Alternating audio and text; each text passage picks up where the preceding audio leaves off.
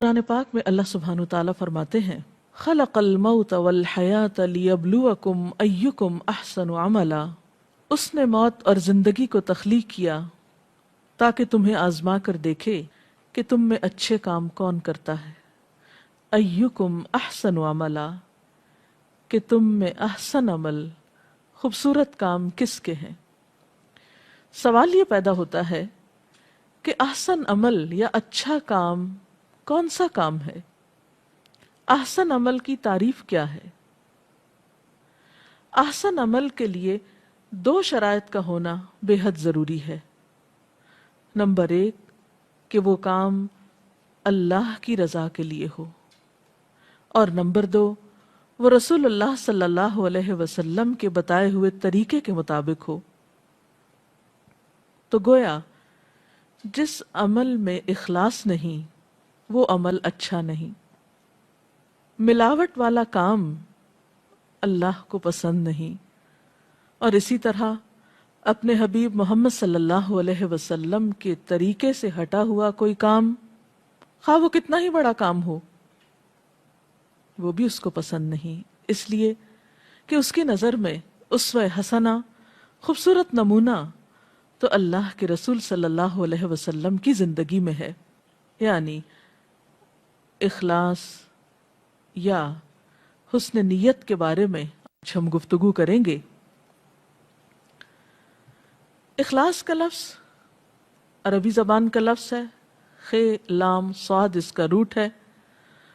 اردو زبان میں بھی ہم اس مادے سے نکلے ہوئے بہت سے الفاظ استعمال کرتے ہیں، مثلا خالص، مخلص، خلوص وغیرہ۔ تو اخلاص کا معنی ہوتا ہے کہ انسان اپنی گفتگو، اپنے عمل، اپنی جد و جہد، اپنی دوڑ دھوپ، ان ساری چیزوں کو اللہ کی رضا کے تابع کر لے۔ وہ اپنے جسم سے، اپنے مال سے، اپنی صلاحیتوں سے جو بھی کام لے، اس میں سب سے پہلے یہ دیکھے کہ کیا یہ کام میرے خالق، میرے محسن کو راضی کرے گا، خوش کرے گا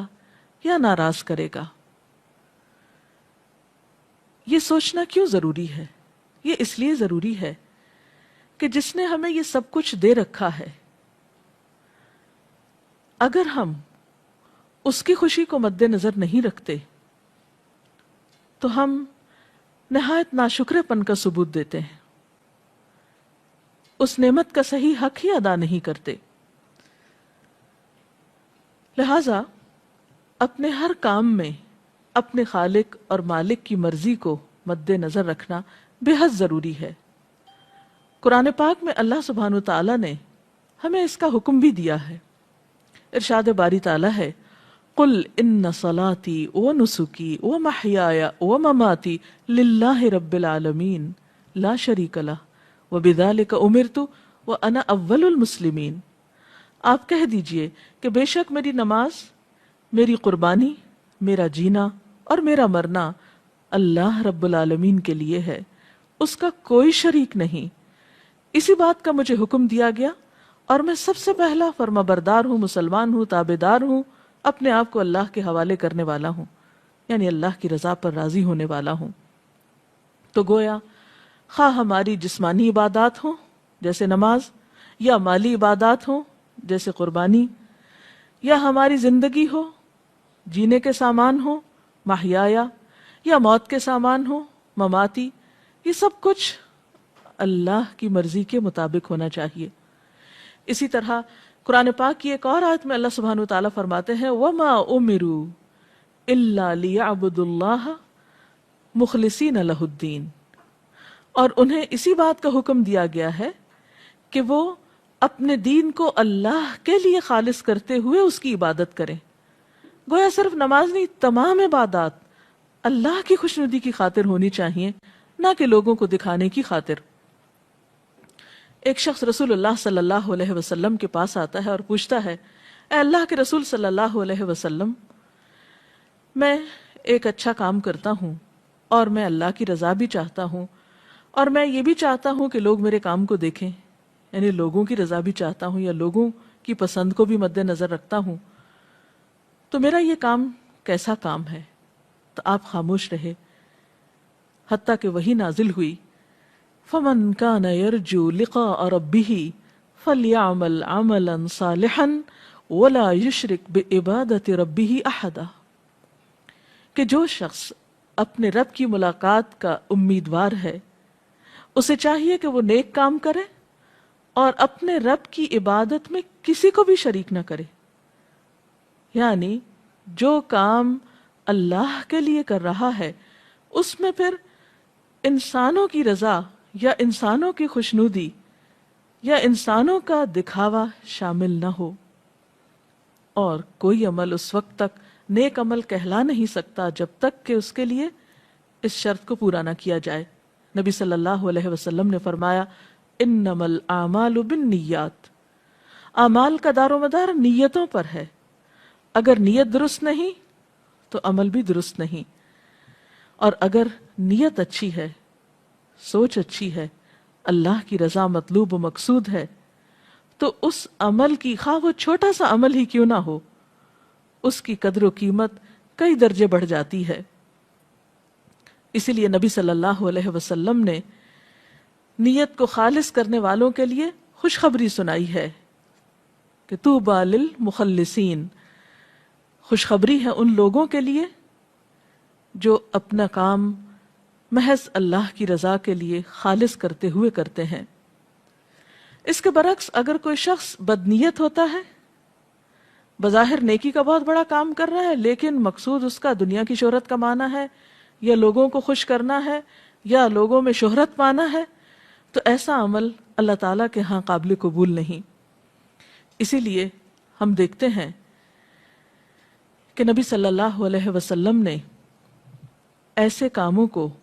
ناپسندیدہ قرار دیا، اور قرآن پاک میں ایسے کاموں کو منافقین کے کام بتائے گئے۔ ایسا کرنا دراصل ریاکاری کہلاتا ہے، یعنی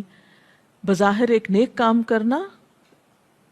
لوگوں کو یہ بتانا کہ یہ کام اللہ کی خاطر ہے حالانکہ وہ اللہ کے لیے نہ ہو، لوگوں کو دکھانے کے لیے ہو، تو ایسے کام کو ریاکاری والا کام کہیں گے، دکھاوے کا کام کہیں گے، اور یہ صفت مومنین کی نہیں ہوا کرتی، منافقین کی ہوتی ہے۔ ایسا کرنے والا دراصل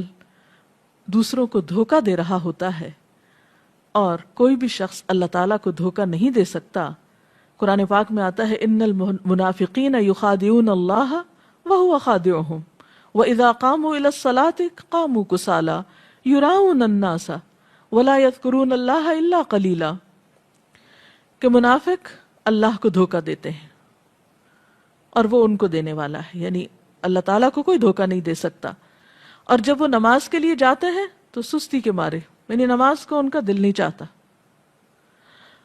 اور وہ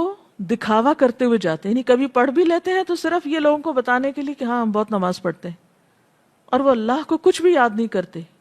یعنی نماز کے دوران بھی وہ اللہ کا ذکر نہیں کر رہے ہوتے، وہ ادھر ادھر دنیا کی باتیں سوچ رہے ہوتے ہیں۔ تو اس لیے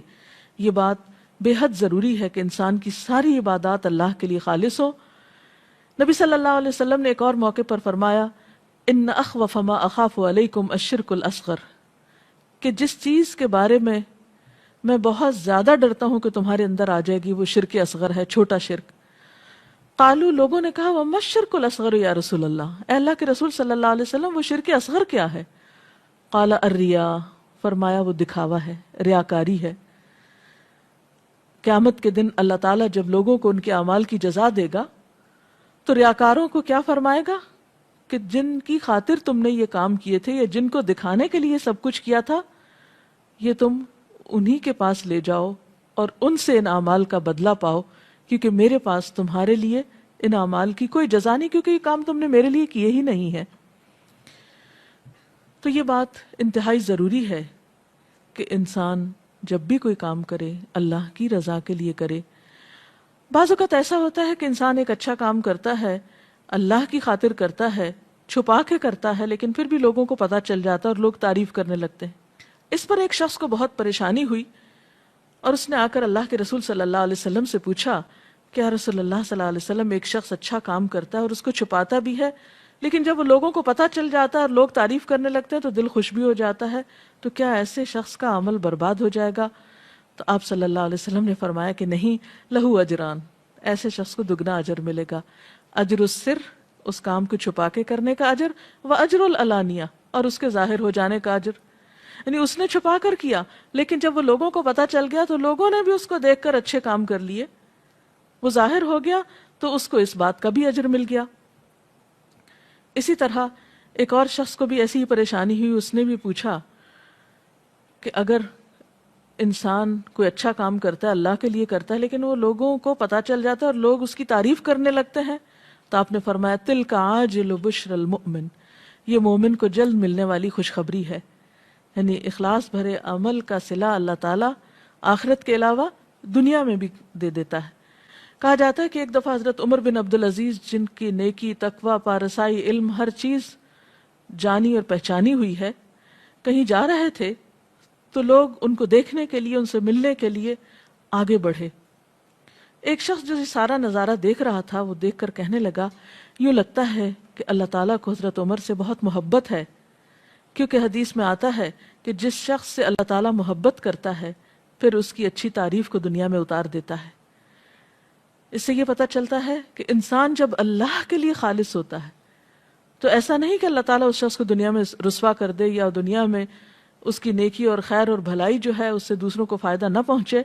وہ پھر اللہ کے ذمے ہو جاتا ہے۔ اللہ تعالیٰ اس کو دنیا میں بھی نیک نامی عطا کرتا ہے۔ اس کا یہ مطلب نہیں کہ انسان نیک نامی کے لیے کام کرنا شروع کر دے،